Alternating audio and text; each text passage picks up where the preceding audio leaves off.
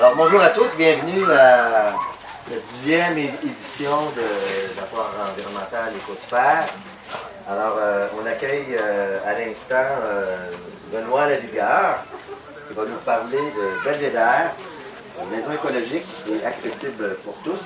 Il reste quelques places à l'avant, si vous voulez. Benoît a suivi une formation de charpentier menuisier. Il est entrepreneur en construction écologique via l'entreprise Belvédère.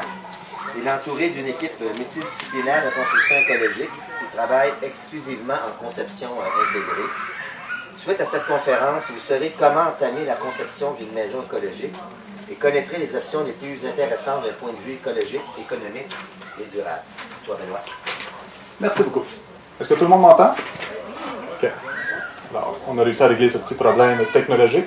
Donc, je me présente Benoît Lavigueur, passionné d'environnement, passionné de construction, donc passionné de construction écologique par le fait même.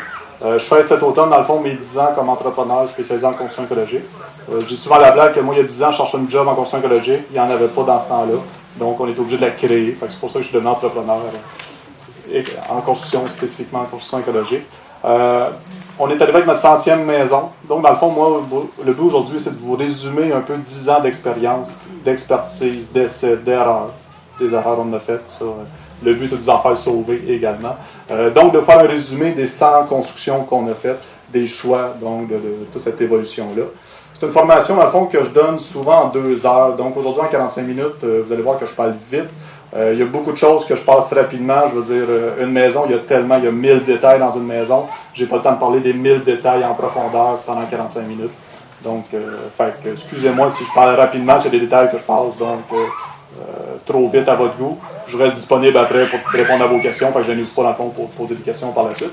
Si vous avez des questions qui vous titillent ou que vous êtes incapable de continuer de réfléchir parce qu'il y a une question, je n'ai pas pour la poser, mais si vous avez des questions plus spécifiques à vos projets, ça me fait plaisir d'en parler à la fin. Justement, vu qu'il y a beaucoup de matériel, ben, si on peut aller rapidement, ça va être plus facile. Puis je reste disponible à vos questions. On a un kiosque, on a un site web aussi pour répondre à vos questions. On commence.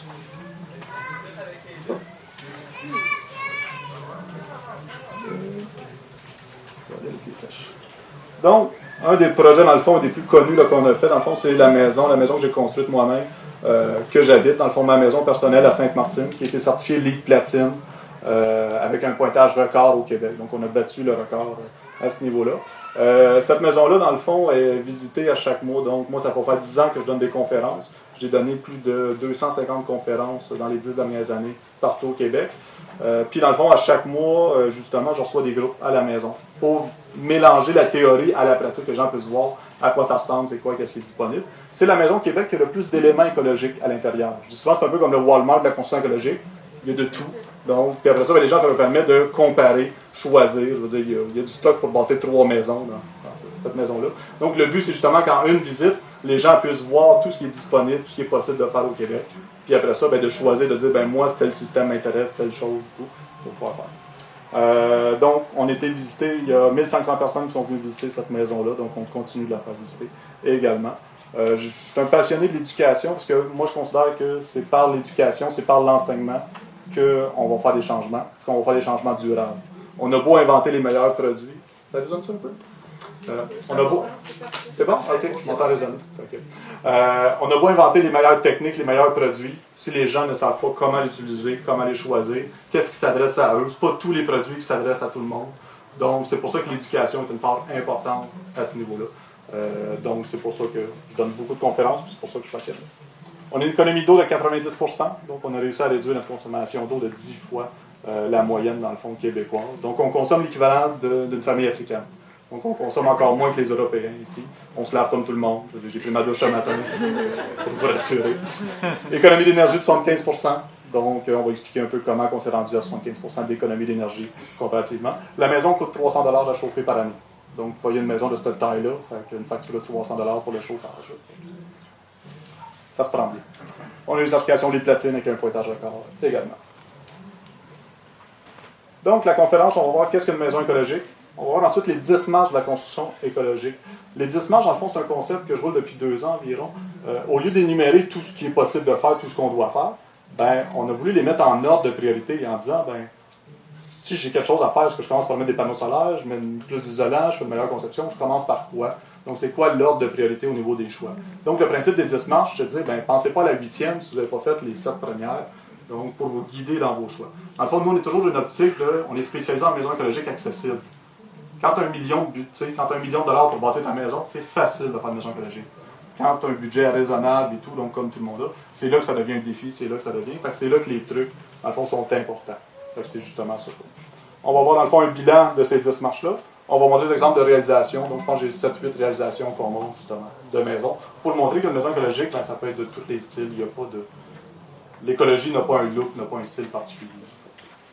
Donc, la grande question, qu'est-ce qu'une maison écologique? On se demande toujours, donc, c'est une mini-maison, c'est une maison enterrée, c'est une maison avec des panneaux solaires, c'est une maison autonome. Qu'est-ce qui est vraiment écologique? Les études montrent, dans le fond, que l'habitation est responsable d'environ la moitié des problèmes environnementaux.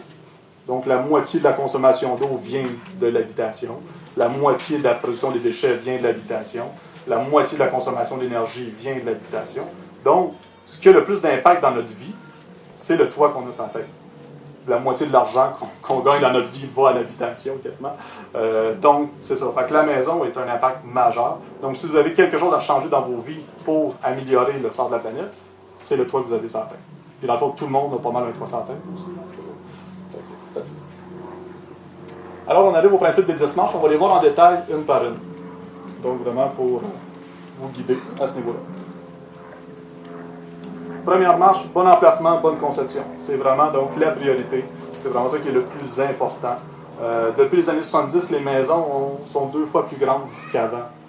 Oui, nos maisons sont 2 fois plus efficaces énergétiquement que les années 70, mais sont 2 fois plus grandes. Donc finalement, on n'a rien gagné d'un point de vue d'énergie. Je veux dire, on en consomme moins, mais sont plus grands. Fait que finalement, on consomme la même quantité d'énergie. Donc, d'optimiser les maisons, puis on le voit, il y a un mouvement depuis 1 an ou 2 là, sur la notion de mini-maison. Ça fait réfléchir aux gens en disant, on a besoin des si grandes maisons. On n'a jamais été si peu de personnes, on n'a jamais eu des si petites familles, puis les maisons n'ont jamais été si grandes que ça. Donc, il y a peut-être une réflexion à faire. Plus ma maison est grande, plus elle prend d'énergie à chauffer, climatiser, entretenir, plus elle demande de frais d'entretien, plus elle a coûté cher à construire, plus elle a pris de matériaux également. Donc ça. Mais il y a tout au niveau du design aussi, du look. Vous voyez, c'est un peu un contre-exemple. C'est pas le genre de maison qu'on propose, qu'on priorise. Là. Fait que, dans le fond, c'est un peu à l'image de la maison Bonneville, de la maison, je veux dire, de Saint-Romuald. Et puis, on va chercher aussi une simplicité. Donc, une toiture comme ça, on l'a vu depuis 10-15 ans. Là, donc, les toitures qui sont devenues des designs, des défis architecturaux. Là. Dans le domaine, dans le fond, des couvreurs, on appelle ça de la création d'emplois. Quelqu'un qui fait le bardeau dans cette maison-là, il dit, à cause d'éléments, donc comme ça ici, je le sais que dans 15 ans, 10-15 ans, il va y avoir de l'infiltration d'eau. Il va y avoir des contraintes, le bardeau va être usé. Donc, juste à cause d'un design architectural, mon matériel, dans le fond, va durer la moitié de sa vie qu'elle a pu durer si la structure avait été plus simple. Donc, justement, avec une simplicité de construction. Quand j'en dis ça, une maison écologique, c'est cher. Tu sais. Une tourelle, c'est cher, ça aussi. Des détails de toit comme ça, c'est cher. Tu sais. Qu'est-ce qui est cher, je veux dire? De mettre de l'isolation pour sauver de l'argent, ça, c'est cher. Tu sais. Okay. Je veux dire, une tourelle, tu fais que mettre de l'argent, puis ta maison va te coûter plus cher à chauffer à cause de ta tourelle. Donc ça coûte cher. Fait que tout est relatif au niveau des choix. Mais la conception est super importante. Ça fait 10 ans que je suis entrepreneur. Depuis 6 ans ou 7 ans maintenant, on a l'équipe de conception à l'interne, parce qu'on avait trop de misère, on avait trop de problèmes avec les plans de l'externe. Donc les plans des techniciens, d'architectes et tout. Là, je ne dis pas que tous les techniciens et architectes ne sont pas bons, mais dans le fond, on avait beaucoup de misère justement à bien intégrer, que les concepts soient bien appliqués, que le plan respecte le budget du client, que les principes de durabilité soient intégrés, justement. Quand j'ai un client qui m'arrive avec un plan comme ça, en disant « je veux une maison écologique, j'ai ce plan-là », oh, OK, on part de loin, là. Tout est plus compliqué, tout est un défi à ce niveau-là. Donc, la conception, c'est vraiment important. Si j'ai le bon format, si j'ai moins de pieds carrés, la meilleure façon de sauver de l'argent, c'est cette étape-là. Si vous voulez vraiment diminuer le coût de votre habitation, c'est d'avoir le bon pied carré. Puis pas parce qu'une maison est plus petite qu'elle est moins confortable. Donc ça, c'est vraiment, il y a moyen de concevoir des maisons agréables, d'une taille raisonnable, puis de bien vivre, puis que ce soit confortable. Puis là, je ne parle pas d'une mini-maison à 250 pieds carrés, là, mais il y a moyen de réduire. La moyenne actuellement en Amérique du Nord est à 2200 pieds carrés. C'est énorme. Ensuite, la deuxième marche, le solaire passif, la conception bioclimatique. Le principe du solaire passif, c'est que le soleil est une source de chauffage. On le voit aujourd'hui, je veux dire, il fait soleil, on est bien. Le soleil va se coucher tantôt, on sera plus bien ou moins bien. Donc, le soleil envoie sur la planète Terre 1000 watts par mètre carré. Fait que chaque fois qu'il y a un mètre carré, puis qu'il y a du soleil dedans, c'est l'équivalent de 1000 watts. 1000 watts, là, c'est une plaine de 4 pieds à peu près. Donc, ça veut dire qu'une porte patio de 3 mètres carrés, C'est comme si j'avais une plainte de 12 pieds qui chauffait en même temps. Donc, c'est une source de chauffage appréciable. Toute maison solaire passive, ça veut dire que dès qu'il fait soleil, le soleil compte tous les besoins de chauffage d'une maison. C'est même moi, là, en hiver, à moins 25, s'il y a du soleil, il y a souvent du soleil quand il fait froid, ben, je veux dire, la maison va monter à 22, 23 Celsius sans chauffage, juste par l'énergie du soleil qui va rentrer. Puis on ne parle pas de panneaux solaires, on parle juste de placer les fenêtres aux bons endroits, parce que le soleil est un peu routinier. Il ne change pas de routine, je veux dire, il se lève à l'est, passe la journée au sud, se couche à l'ouest. Ça, il n'y a pas de dérogation, il n'y a pas de changement, je veux dire, il n'est pas négociable. Là, lui, il aime bien sa routine, ça fait 5 millions d'années que je fais ça, 5 milliards, je suis bien là-dedans. Donc, si j'ai une fenêtre au nord, il n'y aura jamais de soleil. J'ai de la lumière qui va arriver, mais je n'ai jamais de soleil qui va arriver au nord. Donc, c'est toujours le principe qu'une fenêtre au sud nous donne de l'argent, une fenêtre au nord nous coûte de l'argent. Parce qu'une fenêtre est toujours moins isolée qu'un mur. Fait qu'on le voit que c'est bien de mettre des fenêtres, mais il faut les mettre aux bons endroits. Il ne faut pas en mettre trop non plus. T'sais. On le voit dans les dernières années, là, beaucoup de gens se sont dit « Ah, c'est facile, une maison solaire passive, tu mets des fenêtres au sud. » Oups, ils se ramassent avec des problèmes de surchauffe. En hiver, il fait 28, 29 dans la maison. T'sais. Ça a l'air drôle, mais c'est courant. Fait, le solaire passif, il faut faire attention, il faut bien le doser. Il faut bien essayer. Ensuite, ben là, les gens vont dire « Ouais, mais si j'ai plus de fenêtres, oui, je chauffe l'argent en été, en hiver, mais en été, il va faire plus chaud, donc je suis obligé de climatiser, c'est pas mieux. » T'sais. Les frais de climatisation sont toujours 10% de l'équivalent des frais de chauffage. Donc, le climatiser n'est jamais la fin du monde parce que c'est facile de climatiser, ça coûte pas cher en énergie. C'est trop 10 fois la fourniture de chauffage. Mais en plus, le soleil avait déjà prévu le fait. Il est brillant, le soleil. En été, le soleil est beaucoup plus haut. Donc, au 21 juin, le soleil va monter à 67 degrés à midi. En hiver, ben, dans le fond, il monte jusqu'à 23 degrés. Donc, avec des éléments structuraux, avec des débats de toit, je suis capable de venir bloquer mon soleil d'été puis de laisser passer mon soleil en hiver. Donc, ça veut dire que, mettons, moi, chez nous, j'ai plein de soleil qui rentre pendant toute la période de l'hiver. Puis en été, ben, à cause des éléments structuraux, ben, dans le fond, le soleil rentre à peine dans la maison. Fait que s'il ne rentre pas, ben, il n'apporte pas de chaleur, il n'apporte pas d'énergie. J'ai pas besoin de climatisation. Donc, on est capable de faire des maisons solaires passives sans besoin de climatisation ou avec des besoins de climatisation minimes. Troisième marche, l'étanchéité. L'étanchéité, dans le fond, plutôt de montrer des images, c'est un détail qui est hyper important. Vous allez voir, la quatrième marche, c'est l'isolation. Pourtant, l'isolation, là, c'est hyper connu, il y a plein de produits. L'étanchéité, c'est encore plus important que l'isolation. On est mieux d'avoir une maison mal isolée, mais étanche, qu'une maison super bien isolée et pas étanche. Donc, l'étanchéité, ben, c'est de conserver l'énergie. Conserver. Puis l'étanchéité a une fonction d'économie d'énergie, mais sa plus grande fonction, c'est la durabilité du bâtiment. Si mon bâtiment il est étanche, ben, j'ai moins d'humidité qui s'en va dans mon mur, donc moins de problèmes d'eau, de condensation, quoi que ce soit. Et à l'inverse, ben, j'ai moins d'eau à l'extérieur qui peut rentrer dans mon mur, qui peut venir faire porer la toiture. Pour avoir fait beaucoup de rénovations, on le voit souvent, tu changes les fenêtres d'une maison d'il y a 20 ans, tu n'as pas juste la fenêtre à changer, souvent tu as tout le bas de mur qui est tout pourri, qui est tout moisi. Voilà, c'est parce qu'il y a eu de l'infiltration d'eau. Donc l'étanchéité à l'air pour l'efficacité, c'est super important, mais l'étanchéité à l'eau pour la durabilité du bâtiment. Parce qu'on est toujours mieux d'avoir un bâtiment plus durable, même si on a des matériaux moins écologiques. Si le bâtiment dure plus longtemps, d'un point de vue environnemental, c'est beaucoup mieux que d'avoir un matériau plus écologique, mais qui va durer moins longtemps. Quatrième marche, l'isolation, plus connue. Donc, l'isolation, dans le fond, le principe, c'est conserver ce qu'on a. Donc, avant de penser à mettre des panneaux solaires, de la géothermie, un poêle à bois, quoi, avant de penser à produire de l'énergie, ben, je vais m'arranger pour chaque fois que j'en produis, je vais m'arranger pour la garder le plus possible.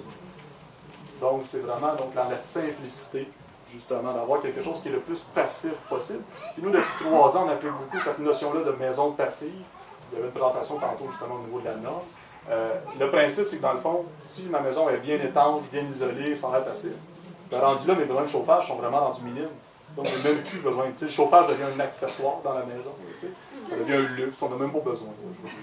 Même au Québec. Là, vous imaginez que chez nous, on n'a pas poussé à l'extrême, ça nous coûte 300$ de chauffage. 300$, ça veut dire que le chauffage ne part pas souvent. C'est vraiment. Donc, fait que, si on va encore plus loin, qu'on descend, le chauffage devient vraiment. 300$ pour combien de temps? Toute l'année. Le chauffe électrique ou au gaz? Électrique.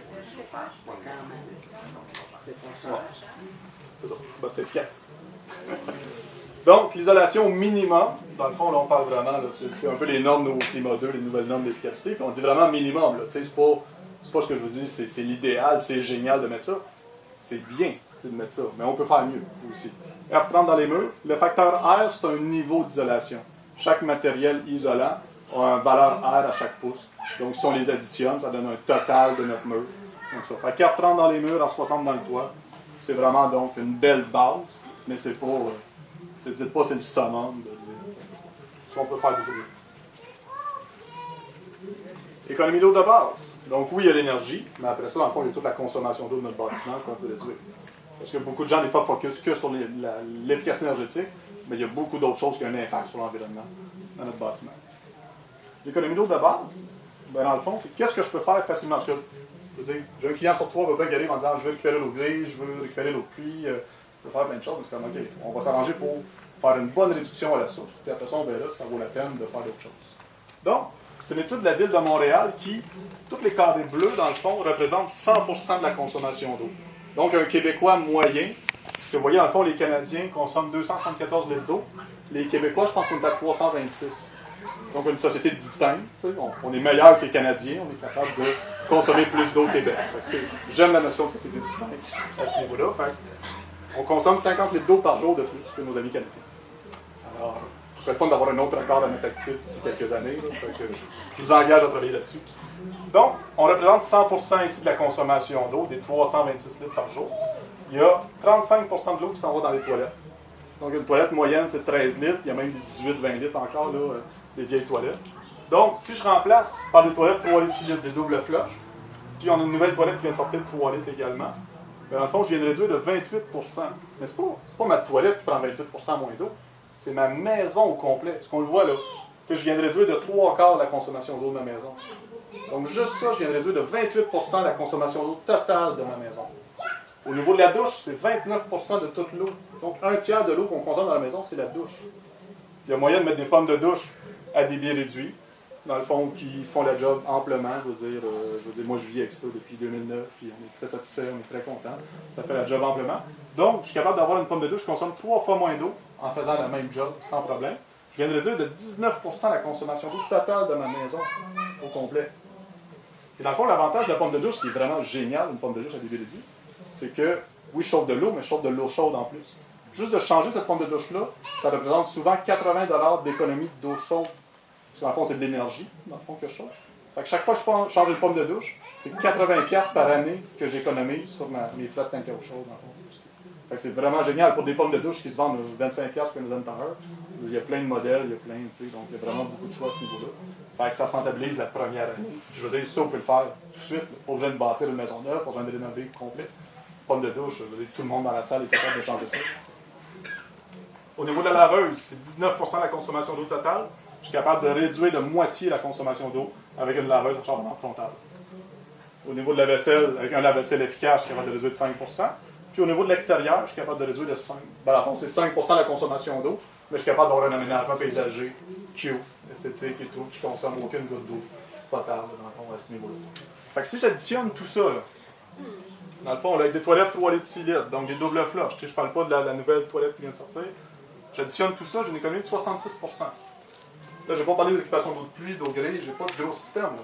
C'est super simple. Je veux dire, tout ça, là, je veux dire, demain, vous êtes capable de changer tout ça en une journée. Vous levez en forme, vous dites, chérie, aujourd'hui, on réduit de 66% la consommation d'eau. En une journée, vous êtes capable de réduire des 2/3. C'est énorme. Tu sais. Juste, là, OK. La laveuse puis le lave-vaisselle, OK. Je vous laisse le temps que ce soit plus bon pour le changer. Ça, je vous l'autorise. Mais la toilette et la pomme de douche, juste ça, c'est 50%. Je veux dire, une toilette, c'est 200-250$. Une pomme de douche à 25$. Fait que ça veut dire que rapidement, je veux dire, ça m'a même coûté 1000$. J'ai changé mes pommes de douche, mes toilettes. Puis je viens réduire de 50% ma consommation d'eau. Puis en plus, ma pomme de douche me donne 80$ d'économie par année. Fait que les pommes de douche, un petit conseil, c'est le plus beau cadeau de Noël que vous faites à quelqu'un. Ça coûte pas cher. Puis en plus, tu dis, je te donne un cadeau qui te fait sauver 80$ par année. Donc l'année prochaine, je ne suis même pas obligé de te refaire un cadeau. Parce que je t'ai donné 80$ par année. Donc, hein? Oui.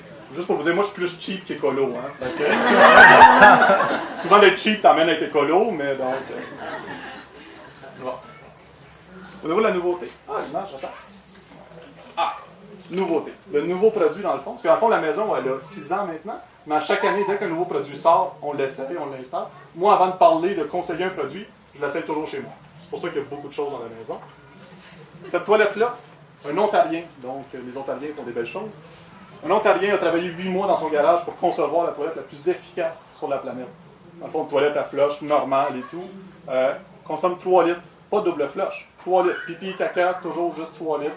Super efficace, ça passe les tests d'efficacité. Parce qu'en fond, chaque toilette est testée. Là. Il y a un monsieur qui est payé pour flusher dans les toilettes, c'est ça job. Et il va calculer jusqu'à combien qu'elle peut flusher, puis elle flush genre 2 fois plus que la norme d'autre efficacité. Elle fait la job amplement. Permet d'économiser 37% plus d'eau que des toilettes à rendement supérieur. Donc même avec un double flush, cette toilette-là va réduire de 37% la consommation d'eau d'une toilette déjà efficace. C'est vraiment génial. Permet de récupérer point livre. Puis dans le fond, elle est en vente chez Home Hardware à 239,99. Je l'ai ici, non, c'est une blague. Mais pourquoi j'aime autant, tu sais, oui, je suis peut-être passionné par cette toilette-là, mais c'est tellement un bel élément qui est facile, qui se vend à quincaillerie. Mais je veux dire, vous venez de réduire drastiquement votre consommation d'eau, juste avec cet élément-là, que n'importe qui peut changer. Fait que souvent, on pense que, OK, le jour où je vais me construire, je vais faire telle affaire, le jour où je vais faire de la rénovation. Non, il y a plein de choses que je vais faire demain matin. Donc, à ce niveau-là. Je n'ai aucune commission commandite de Home Hardware, je tiens juste à le spécifier. C'est de la passion, tout simplement. Ensuite, les matériaux durables. Donc, pourquoi installer des matériaux durables? C'est la 6e marche. Donc, installer un matériau durable, en fait, s'il est plus durable, j'ai moins besoin de le changer. Si j'ai un matériau qui dure 60 ans au lieu de 20, ça veut dire que je vais économiser 3 fois des déchets. Je vais produire beaucoup moins. On a perdu cette notion-là, une notion beaucoup plus de consommation dans nos maisons. Avant ça, je veux dire, des produits qui duraient 20 ans, ça n'existait pas. Maintenant, je veux dire, il y en a plein. Là, quelque chose qui dure plus que 20 ans, on a l'impression, hey, c'est long 20 ans. Je veux dire, elle va avoir 60 ans. Fait que, je veux dire, c'est important. En fait, une maison, on l'a bâtie pour qu'elle dure 200, 300 ans. C'est pas un objet de consommation de maison. On la veut qu'elle soit durable. Donc, réduction des déchets. C'est souvent, c'est un peu ce qu'on compare. Un des premiers choix quand on veut faire une maison écologique, on va passer la toiture métallique complètement à la toiture de bardeau. Je pense que 95% des maisons au Québec sont en bardeau. Pourtant, c'est un des produits les pires d'un point de vue environnemental. C'est pas durable. Ça a une consommation d'énergie phénoménale pour produire. C'est non recyclable. On n'a rien à faire avec du bardeau. Je veux dire, il y a plein de projets pilotes, mais c'est du vieux goudron avec de la roche, puis ici, il y a du carton dedans. Tu n'es jamais capable de le mélanger. Donc, c'est super dur à réutiliser à ce niveau-là. Petite question comme ça. En argile, comment ça se compare? C'est très compliqué, toit d'argile au Québec, là, dans le fond. Je ne sais même pas si ça se fait. Mais il y a des toitures, je vais vous montrer. On a fait une maison pour un couple de Français. Puis ils voulaient l'imitation. Fait qu'on a fait, dans le fond, une tôle d'imitation de tuile d'argile. Parce que la tuile d'argile est hyper dispendieuse. Elle nous oblige à renforcer toute la toiture. C'est lourd. Oui. L'ardoise. Même chose. Très cher. C'est des bons produits. Donc, à l'installation, ma toiture de bardeau, vous avez tous fait des toits de bardeau chez vous ou quoi que ce soit, ça fait déjà une quantité de déchets. Tout ce qui reste de mon travail de bardeau est un déchet. Ma toiture métallique, j'ai vraiment pas beaucoup de déchets, parce que mes déchets sont tous recyclables. On a fait plusieurs jobs d'installation de toiture de métal sur des maisons existantes. Les gens sont toujours étonnés qu'on finit la journée, on coupe les bouts de retard, tout ce qui reste de tôle, on les met dans le bac de recyclage, c'est tout. Il n'y a même pas de déchets. Parce que même ce qui reste est recyclable, c'est même pas un déchet. La grosse différence, ma toiture métallique va durer 60 ans, ma toiture de bardeau va durer 20 ans. Les inspecteurs me disent 15, 18, 20 ans, tu es content. T'sais. Donc, ça veut dire que au bout de 20 ans, je dois enlever le vieux bardeau, remettre un nouveau bardeau. Au bout de 40 ans, je dois enlever, là, je suis rendu à mon 3e bardeau, j'en remets un nouveau. Fait qu'au bout de 60 ans, quand mes 2 toits sont à faire, lui, je vais être rendu à mon 4e. Lui, je vais être rendu à mon 2e, dans le fond. Mais on voit la quantité de déchets qui va être produit pendant toutes ces années-là. Fait donc, c'est un des premiers choix à faire, justement, au niveau de ces changements-là. Le défaut de la tôle, il y en a un. Elle est plus dure à travailler. Si on revient à l'image du début, là, avec la maison, avec les frivolités sur le toit, là, c'est pas un petit peu plus cher. Ça va être le double que ça va coûter mettre un toit de tôle. Mais si une maison simple, vous allez voir, dans le fond, nos maisons ont toujours des toitures assez simples, sont toujours en tôle. Sur une toiture simple, mettons comme chez moi, là, je pense que ça va coûter 1000$ de plus mettre de la tôle. Pour 1000$, je veux dire, tu te passes pas la tête. Là, tu dis, je vais mettre avec les autres 3 fois plus longtemps. Je veux dire, moi, je vais sauver de l'argent là, donc, à ce niveau-là. Parce que ma toiture a été pensée pour installer de la tôle à ce niveau-là. Fait que c'est là que la différence, dans le fond, quand on parle de la conception, quand un plan arrive avec plein de détails de toit, tu dis hey, je veux mettre de la tôle, c'est plus 1000$ de plus, là, c'est plusieurs milliers de dollars de plus. Fait que c'est là. Fait que tout part dans le fond du début, tout part de la conception qui est important à ce niveau-là. Par rapport au toit vert, est-ce que vous avez quelque chose à dire? Toit vert, dans le fond, bonne idée pour la ville. En campagne, c'est quand même un toit qui est dispendieux. Comparativement à une toiture de tôle qui est peut-être à 5-6 $ le pied carré, un toit vert va tourner à 25-30.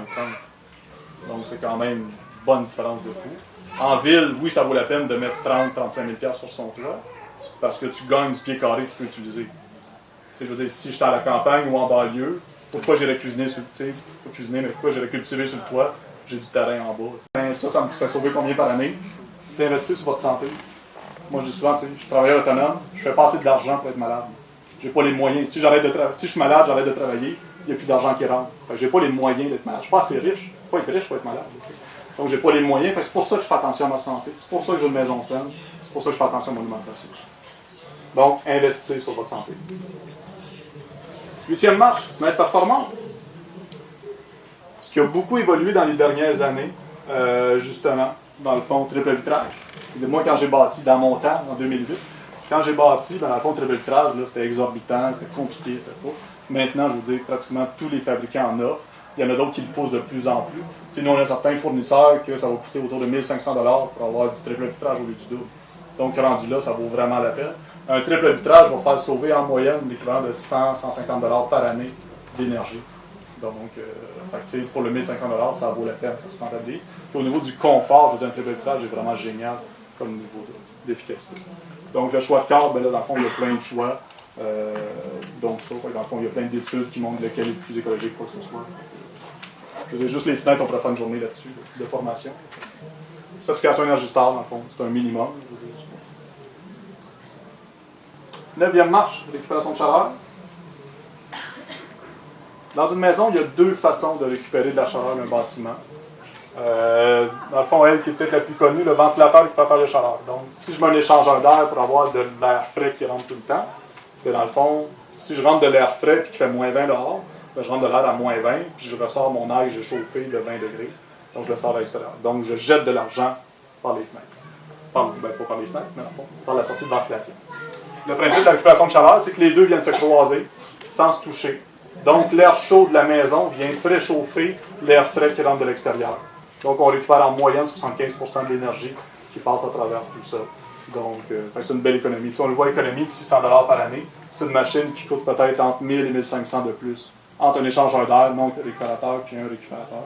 Ça vaut la peine. En 2-3 ans, donc, on le rentabilise.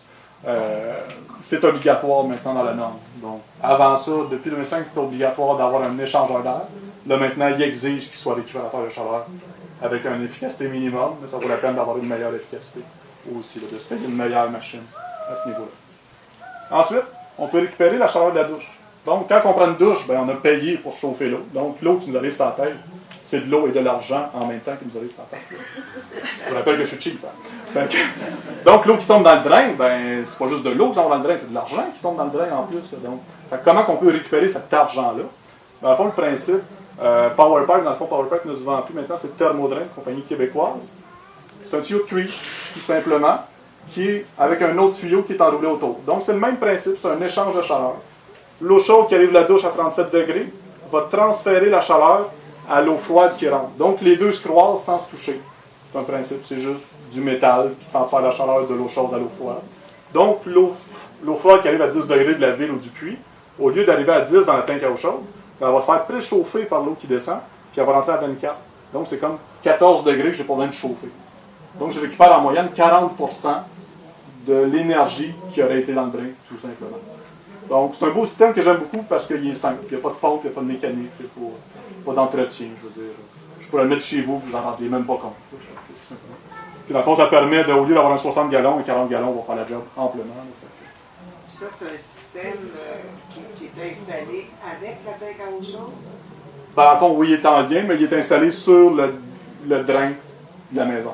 Ah, okay. Ça se fait en rénovation. Okay. Il y a même, je pense, une subvention de 165 $ pour l'installer. La partie du drain, elle, est-ce qu'elle était en PVC ou cette partie-là est devenue en cuivre aussi?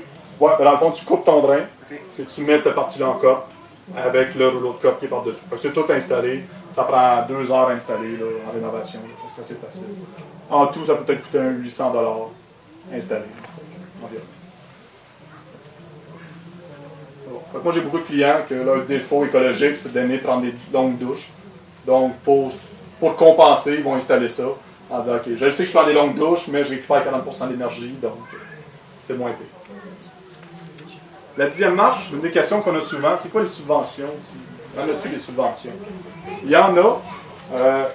Il n'y en a pas assez pour dire hey, ça vaut vraiment la peine, puis tout le monde va dire. Ça se développe. Moi, quand j'ai bâti en 2008, il n'y en avait aucune. Puis là, maintenant, il y en a de plus en plus.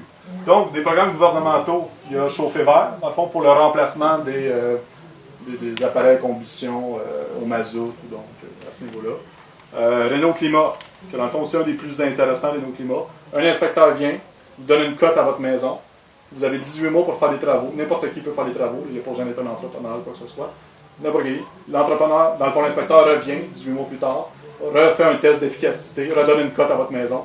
Puis tout dépendant de ce que vous avez fait, il vous donne des montants d'argent pour chaque étape. Moi, j'ai des clients qui vont chercher des 4-5 000 de subventions. Là.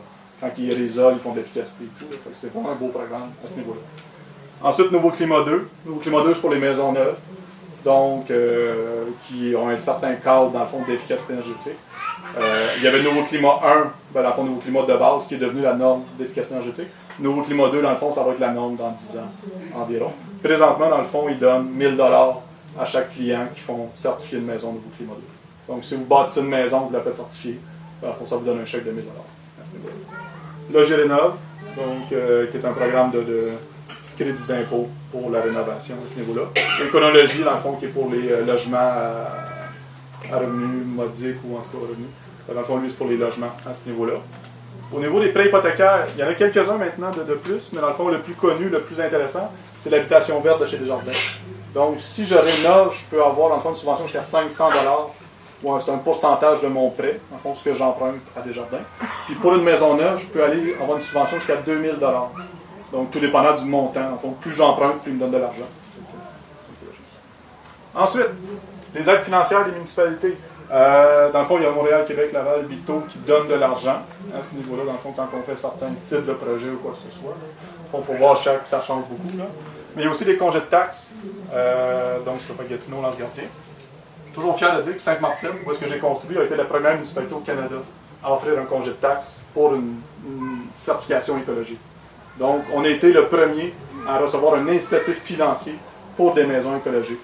Puis dans le fond, ça s'est fait assez simplement. Moi, j'ai présenté le projet à la municipalité, au conseil, en disant voici tous les avantages d'une maison écologique.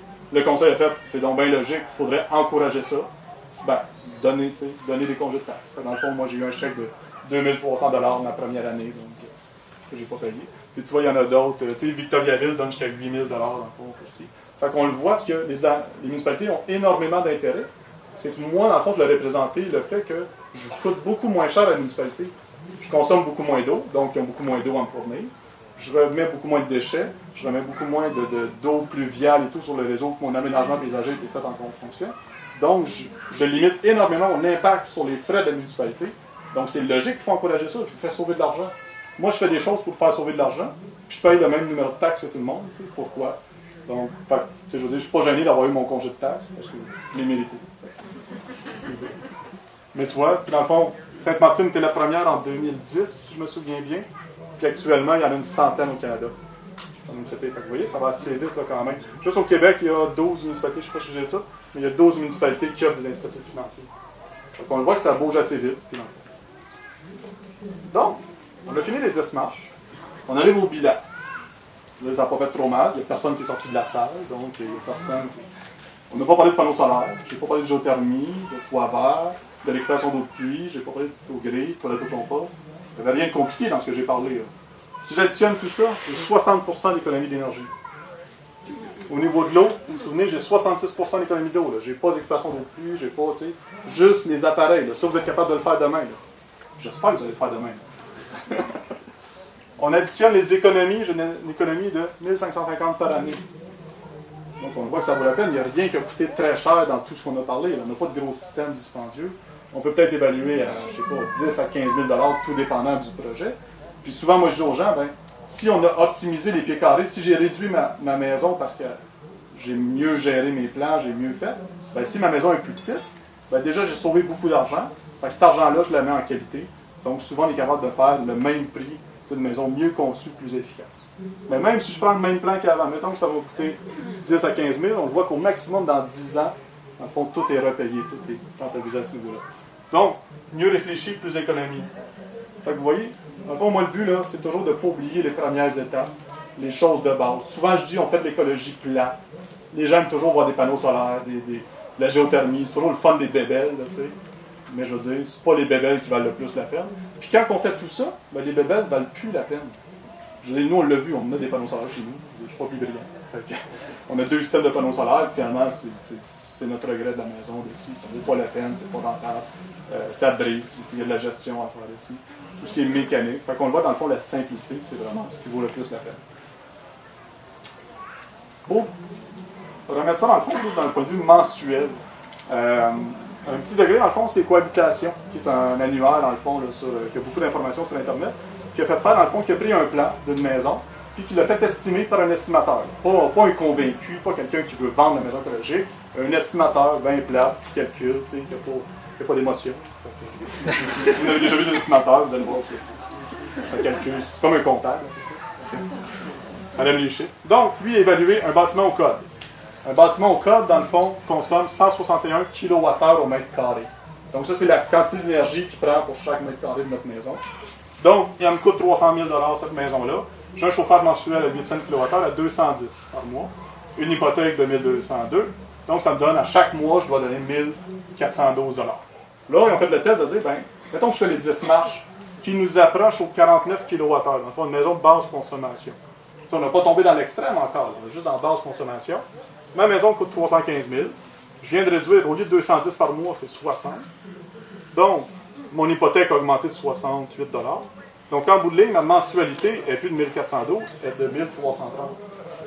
Donc, ça veut dire que si je fais cette logique-là, chaque mois, dans le fond, je sauve 82 $. Donc, à chaque mois, ma maison ne m'a pas coûté plus cher. J'ai 82 $ de plus dans mes poches. Un mois. Puis là, dans le fond, il y a moyen d'aller encore plus loin, parce que dans le fond, c'est moins 6 %. Donc, si on va, dans le fond, avec la norme, la nouvelle norme qu'on va, dans le fond, de passé basse, une norme allemande de hyper-efficacité. Puis là, on a juste parlé d'R30 à 60 d'un mur. On n'a pas mis des extrêmes, on n'a pas... On a des bonnes fenêtres de triple vitrage, mais on n'a pas les meilleures fenêtres qui se fait. Donc, si je mets la totale, dans le fond, pour passer, vous voyez, dans le fond, pour passer de 161 à 49, ça m'a coûté 15 000. Pour passer de 49 à 12, ça me coûte 30 000 $ de plus, dans le fond, à ce niveau-là. Donc là, mon chauffage mensuel devient à 16 $. Donc là, c'est vraiment rendu rien. Mais mon hypothèque a augmenté grandement. Donc, ma mensualité, dans le fond, a augmenté de 3 %. Donc, on voit que, dans le fond, la logique, le break-even, qu'on pourrait appeler en termes de comptabilité, ça, c'est autour de 30 kWh, 25 kWh. Dans le fond, pour dire, ben, ce que j'ai mis, ça me coûte la même chose et tout, à 8 cents du kilowattheure. C'est sûr que dès qu'on change le prix du kilowattheure, ben, ça devient de plus en plus rentable et intéressant de le faire. Il ne faut pas oublier qu'on a l'électricité la moins chère au monde. Donc, c'est comme la pire place sur la planète pour sauver de l'énergie. Elle coûte pas cher ici. Donc, ça. Fait qu'au moins, en termes de chiffres, fait qu'on voit que la logique vaut la peine. Là. Ça ne coûte pas plus cher de faire de la maison efficace, durable. Donc, si vous voyez, même, ça coûte moins cher. Fait qu'encore là, quand les gens me disent « Ah, tu as de l'argent, c'est pour ça que tu as mis de l'isolant ici », je dis justement non, c'est parce que je suis cheap, puis que je sais calculer que j'ai fait ces choix-là, à ce niveau-là. T'sais. Je roule en hybride, pas parce que je suis écolo, parce que je suis cheap, parce que ça me coûte moins cher rouler en hybride que rouler avec une auto normale. Je sauve l'argent. Fait que c'est important de bien calculer, puis c'est là qu'en calculant, on fait les bons choix. Donc, au niveau des services, ben dans le fond, ce qu'on fait chez Belvédère, depuis 10 ans, ben dans le fond, on fait de l'éducation, on fait les conférences visites de notre maison en Sainte-Martine. On a un nouveau, je vais vous en parler tantôt, on a un nouveau bâtiment qu'on commence à construire, donc qui va être une nouvelle maison qu'on veut faire visiter, qui va s'approcher du 12 kWh par mètre carré qu'on veut faire certifier par CEDAS, justement. C'est notre nouveau défi. La maison avait 8 ans, on la trouvait vieille. C'était démodé, c'était ancien. On se relance dans un nouveau projet, justement, pour tester des nouvelles choses, des nouveaux produits, des nouveaux concepts. C'est notre façon de rester à jour. Donc, on offre des services de consultation pour accompagner les gens qui ont des projets. On a l'équipe de conception intégrée, donc on a 4 personnes à temps plein qui font des plans, on fait une vingtaine de plans par année. On a tous les services d'ingénierie d'optimisation. On est entrepreneur général, donc on fait des projets de construction, rénovation. On fait beaucoup de suivi, justement, dans nos projets. C'est comme ça qu'on apprend. C'est en visitant les maisons qu'on a faites l'année passée, il y a 4 ans, il y a 8 ans, il y a 10 ans. C'est là qu'on apprend qu'est-ce qui marche, qu'est-ce qui vaut la peine. Dans le fond, c'est notre expertise, notre expérience de 100 maisons qui nous a appris énormément de choses. On travaille sur des projets de développement résidentiel, donc des projets écologiques justement. Puis on fait du suivi aux autoconstructeurs. Donc on est très ouvert à ceux qui veulent s'impliquer dans leur projet, de les accompagner, d'avoir des tâches partagées. Alors, un exemple de réalisation. Dans le fond, le but, c'est juste de vous montrer des projets qu'on a fait, qu'on a réalisés. Là. Donc, je pense que j'en ai 7-8 sur les 100 qu'on a fait. Donc, la maison à Sainte-Martine, celle qu'on fait visiter. Moi, je dors là. Donc, une maison, comme je disais, nous, on était certifiés LEED Platine. Une maison qu'on a faite à Waterville, donc pas loin de Sherbrooke. Standard et tout, donc bonne conception, c'est un bigénération. Toiture simple, toiture de tôle, grenier habitable, certifié LEED A. Donc, un projet qu'on a fait à Eastman, une maison très contemporaine, moderne. On voit que les styles sont vraiment différents. Un autre beau projet, dans le fond, un jeune couple. Un jeune couple, c'est un premier acheteur. Je veux dire, ils sont partis dans l'appartement à leur maison. Donc, eux-mêmes ne le croyaient pas en disant non, on a passé d'argent pour bâtir une maison écologique. T'sais. C'est l'exemple. Je veux dire. C'est deux personnes qui travaillent, ils n'ont pas hérité, ils ne sont pas millionnaires. Ils ont bâti leur maison, ils ont fait des bons choix, ils ont fait une bonne maison bien conçue. Certifié LEED A. Elle est à North Atlee. Un projet à Austin, dans le fond, sur le bord, un couple de retraités. Donc, qui a bâti la maison. Dans le fond, pas beaucoup de fenêtres, la façade est au nord, le sud est de l'autre côté, avec la vue sur le lac. Donc, c'est le projet de maison de retraite. Ensuite, une maison en Montérégie d'inspiration provençale. Donc, les deux clients tripaient sur l'architecture provençale, donc on s'est inspiré de ça. Fait que vous voyez, dans le fond, tout le style, le look peut partir de n'importe où, peut partir. Ça ne nous oblige pas à un look particulier, donc on n'est pas obligé d'être moderne, classique ou style. Un couple de retraités qu'on a bâti à Saint-Camille. On a fait plusieurs projets dans le village de Saint-Camille, donc passé Sherbrooke. Là, donc, c'est un village qui a parti un quartier écologique. On a bâti 8 maisons là-bas. Donc, c'est un couple de retraités, justement, là, qui voulait une maison facile d'accès. Donc, c'est pour ça qu'on y était sur dalle à ce niveau-là, pour réduire le nombre de marches. Maison qu'on a faite à Sutton. Donc, elle a apparu dans la maison du 19e siècle, dernièrement. Donc, c'est une maison de pré-retraite, justement. Donc, c'est des gens qui vivent à Montréal, qui vont éventuellement passer leur retraite dans cette maison-là, à ce niveau-là. Dans le fond, le but, c'était vraiment de montrer un exemple de réalisation différente, de budget différent, mais c'est toutes des maisons assez simples. Vous voyez, vous n'avez pas vu de panneaux solaires, vous n'avez pas vu ici. C'est toutes des maisons, dans le fond, en moyenne, qui vont coûter entre 300 et peut-être les plus grosses, 500 $ de chauffage par année. C'est rendu à ces coûts-là, il n'y a plus grand-chose qui vaut la peine pour économiser encore plus, là, dans le fond. À part de mettre plus d'isolant, plus d'étanchéité que des meilleurs fenêtres, mais quand ta maison coûte 300 $ de chauffage, un panneau solaire ne sera jamais rentable, une géothermie ne sera jamais rentable. Tu consommes tellement peu d'énergie qu'il n'y a plus rien qui se rentabilise à ce niveau.